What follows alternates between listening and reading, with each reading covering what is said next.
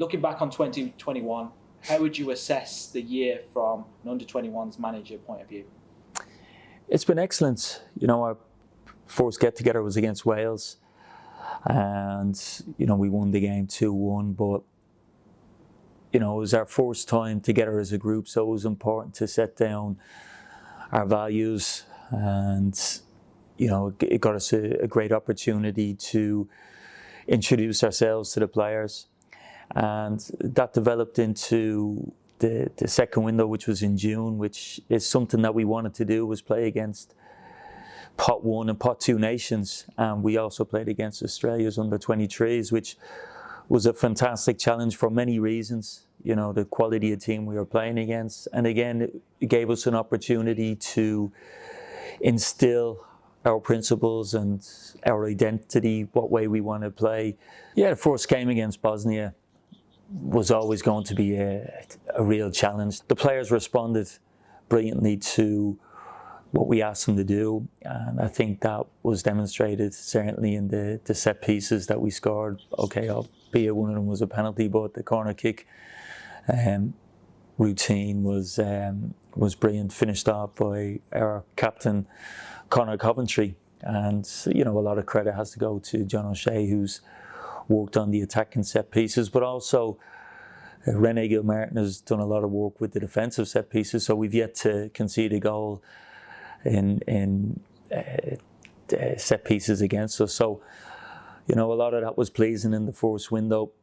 But then we went on to the second game where we played against Luxembourg, a game where we had the majority of possession, which we expected to do. And anyway, we had to wait until Colin Whelan, who was introduced later in the game, to score a fantastic goal to put us 1-0 up. The latter stages of the game, we conceded a penalty, and Luxembourg scored to make the game 1-1 and to give us a point. So the following window was an opportunity to avenge that, because we were playing Luxembourg again, which I felt we were very comfortable in Tala, which I expected us to be in terms of keeping hold of the ball and creating chances, being creative in the final third. But again, I do think Luxembourg showed their threats on certain counter-attacks, which Brian Maher made a fantastic save in the second half to make sure that we had a clean sheet at the end of that game. We played Montenegro, and for the first time, I think it was maybe 35 minutes into the game, where we were nothing like ourselves.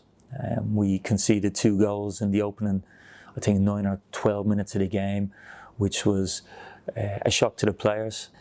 We slowly got into the game then, obviously in the latter stages of the first half, but second half, without us playing the football that we wanted to play, we still created chances, scored a goal again from a set piece with Mark McGuinness, and then again we missed a penalty, which I think had we scored that penalty, it would have certainly had us on the front foot to go on and win the game. But these things happen, and the most important thing is players learn from that. We knew Italy, with the player pool that they have and the resources they have. You look at Italy, a lot of their players are playing in Serie A. They're playing, week in, week out. Other players in the team, such as Colombo and Luca, who plays up top for them, are playing in Serie B for Pisa and Spal. So we knew it was going to be a real challenge. They're the best team in the group, no doubt about it. And, we conceded a sloppy goal to start, to go 1-0 down, and obviously we're chasing the game, and we had a fantastic opportunity towards the end of the game to make it 1-1, and unfortunately we got caught sort of in a transitional moment where Italy went from one end of the pitch to the other to make it 2-0. The pressure was on us going into the last game against Sweden. We had to win. There was no two ways about it. We had to win, and the staff and myself, we moved heaven and earth, so to speak, to make sure that players were prepared and knew every individual player, what way Sweden play, what way they approach set pieces. So there was no stone unturned with regards to our preparation, and in fairness, the players were fantastic, and it was an exceptional performance. And we had to wait till the last kick to get that winner, but it was a fantastic moment. Oh, this has come through to O'Neill. Final chance for Ireland. It's O'Neill. He's done it! Ollie O'Neill to secure the victory that Ireland so richly deserve. What have been some of the challenges you as a manager have overcome in 2021? You know, recently, you know, the whole COVID issue has been a challenge. Well, Montenegro was far from ideal because Montenegro was a red-listed country for the UK. Pre-camp, we were saying, is the game going to go ahead? Is it not going to go ahead?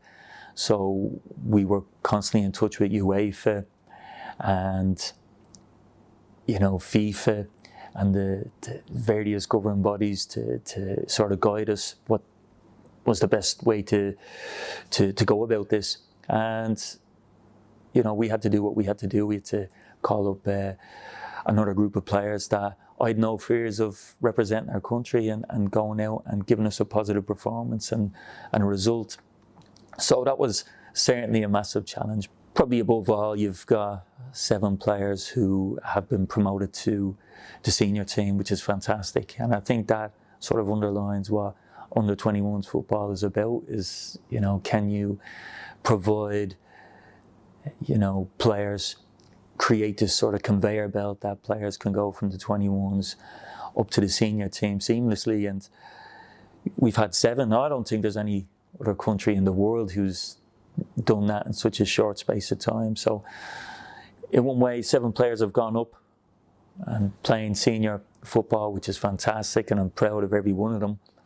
But as well as that, it opens up with other opportunities for players coming in. And, you know, so for me, in one way it's a challenge, but, you know, that's the job in itself. It's that sort of dual role of developing players and getting them to the first team, but also to qualify for tournaments, you know, and that's important. And players need to learn in high pressure environments, you know, and you know, I've made it quite clear to the players that, yeah, let's qualify, you know, let's not just come here and be part of a group and make up the numbers. Let's go and qualify. And I think that's huge. Yes, it's putting pressure on the players, but that's how they learn. The highlight of 2021, you know, for me, look, you know, there's always numerous highlights when you're in this particular role, but, you know, integrating the younger players, you know, Andy Moore and Evan Ferguson, Ollie O'Neill, you know, it's always fantastic to see. And these are players who could be involved or have been involved with Tom Owen's 19s, but I think there's a bigger picture here to give them a taste of under-21s football. And these are players with high potential, so to play a part in their development is certainly a highlight for not only me but for the staff. But with regards to games, there's no doubt about it, the game in Tala Stadium to beat Sweden with the last kick of the ball was fantastic for everybody, because as I said before, the work that went into that game, because it was a must-win game, and certainly, you know, the preparation was very, very good for it. And how do you measure preparation? It's by, you know, the output of what happens on the pitch. So certainly we were delighted with that, but probably another add-on would have been, we had messages from family members to the players before they stepped out on the pitch. And why did we decide to do that? Is because these family members are key people in the players' lives. They're the big influencers.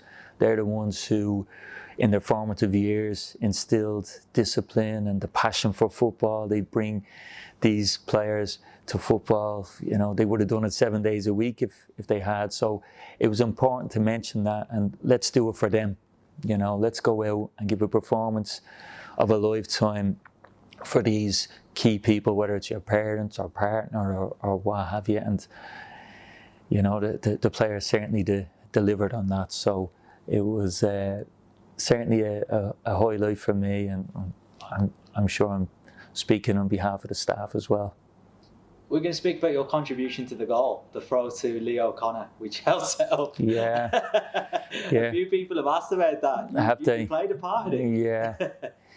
I wish I could say it was something that we worked on the training ground, but it wasn't. You know, it was just instinct, you know, because I knew we had to win the game. The ball just came to me and I just threw it to Lee and said, you know, let's get the ball moving as quick as we can. And I think Lee threw it into Conor Coventry, who played a fantastic pass to Ollie O'Neill, and the rest is history, you know. And it's funny that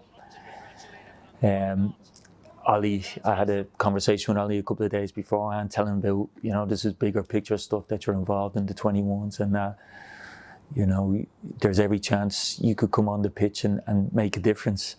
And he certainly did, and I was over the moon for Ollie. He's a great lad, a real talent, and you know, people will get to see more and more of Ollie as time goes, but he's an exceptional talent. Looking ahead now to 2022, what are your hopes for next year? Certainly, you know, our objective at the beginning of the campaign was to qualify, to become the first under-21s team to qualify for the finals, and that hasn't changed.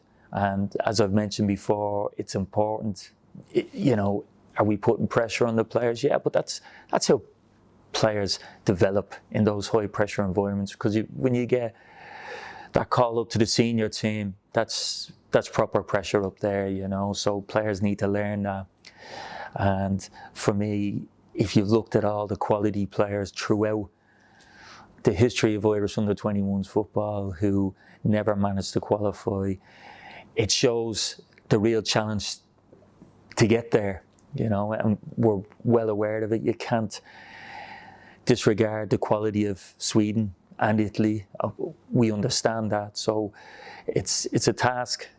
It's a big task that's ahead of us, but it's certainly a task that I think that we can achieve with the group of players that we have. So my hopes for next year would be certainly to qualify for the under-21s finals in Georgia and Romania.